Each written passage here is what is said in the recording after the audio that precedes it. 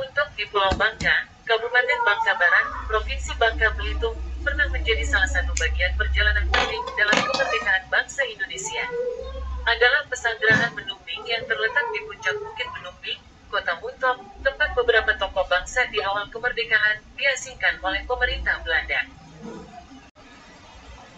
Penangkapan, penawanan, dan pengasingan para pemimpin Republik Indonesia itu sebagai bagian dari agresi militer dua Belanda ke Yogyakarta yang dijadikan ibu kota Republik Indonesia saat itu.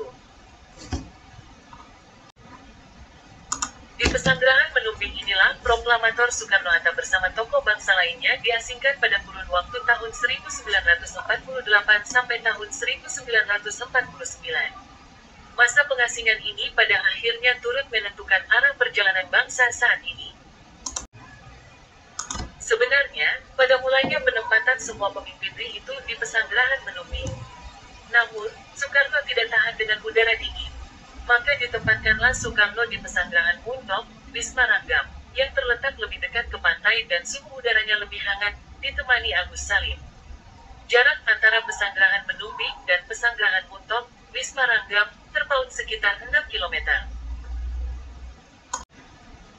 Ketika itu Pesanggerahan Menumbing dinilai kurang layak dan dapat membahayakan kesehatan Bung Karno.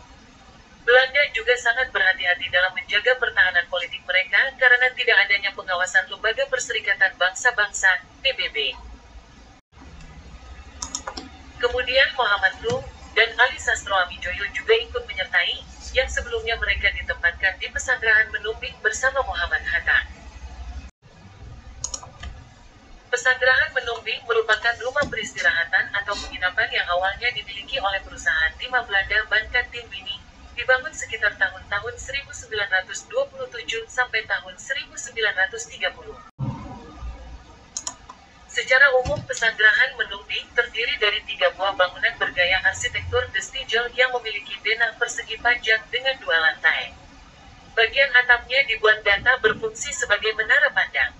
Pesanggerahan Menumbing memiliki sekitar 30 kamar dan ruang rapat di tengah gedung. Adapun lantai bawah untuk ruang rapat, ruang tamu, dan kamar yang ditempati Soekarno. Di kamar Soekarno memuat berbagai informasi terkait dengan pergerakan kemerdekaan dan aktivitas Soekarno selama masa pengasingan di Muntok. Sementara di lantai 2 terdapat juga kamar-kamar dan ruang terbuka untuk melihat pemandangan alam di sekitarnya. Pesanggerahan Menumbing masih berdiri kokoh hingga saat ini. Jejak para tokoh bangsa tersebut masih terpajang dan terawat rapi. Pesanggerahan Menumbing telah ditetapkan sebagai cagar budaya peringkat nasional, berdasarkan SK Menteri Pendidikan dan Kebudayaan pada tahun 2015.